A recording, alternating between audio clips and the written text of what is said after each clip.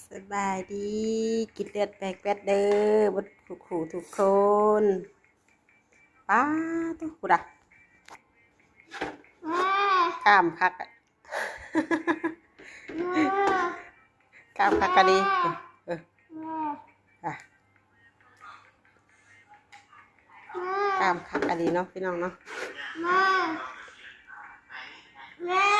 ถึงวันเดียวเลย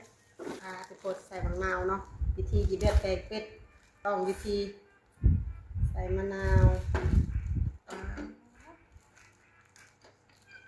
ป้าเป็นรุ่นคักกันดีนี่ครับพริก